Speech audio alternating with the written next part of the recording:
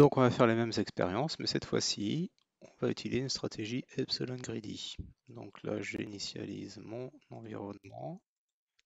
On est toujours sur le même environnement.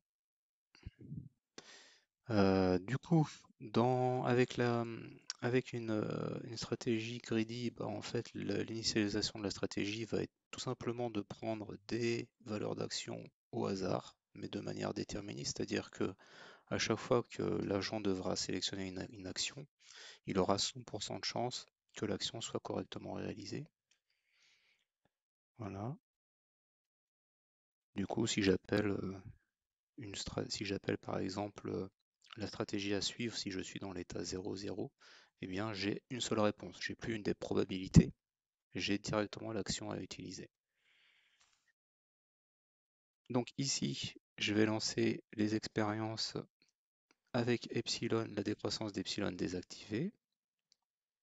Et puis du coup, pour faire le choix de l'action à partir de la stratégie, eh bien on tire une variable au hasard. Si cette variable est supérieure à epsilon, on utilise la table des valeurs d'action pour choisir l'action, sinon on prend une action au hasard. Et puis ensuite, je vais lancer la même chose avec la méthode SARSA, toujours avec la décroissance de epsilon désactivée. Et puis ensuite, on pourra regarder les résultats et voir si on a des choses qui ressemblent à ce qu'on avait avec la stratégie epsilon soft. Voilà, on affiche ça. Voilà, et du coup, on obtient des choses qui sont semblables à ce qu'on avait avec la stratégie epsilon soft. On a toujours, pour les deux stratégies, on a toujours assez fréquemment l'agent qui chute dans la falaise parce qu'on voit bien les petits pics ici. On n'a pas une constante, donc on a une valeur moyenne qui oscille. Ça veut dire que pour certaines expériences, l'agent tombe dans les falaises, ce qui fait chuter les récompenses. Et on a toujours la méthode SARSA qui choisit un chemin qui est plus sûr que la méthode Q-learning en rouge.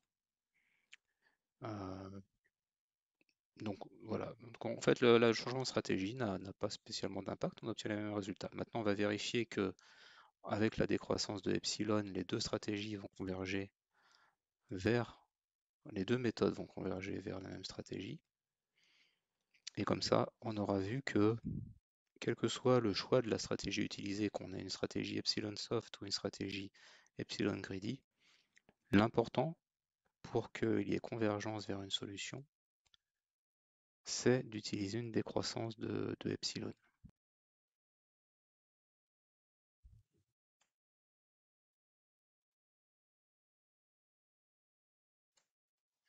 Voilà, et si on regarde les résultats, voilà, on voit les deux méthodes convergent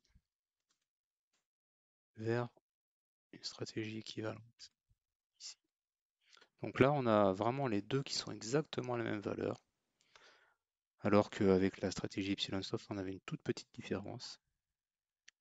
Et du coup, on voit bien ici l'importance de faire une décroissance au fur et à mesure de la valeur de epsilon pour qu'on ait une bonne convergence.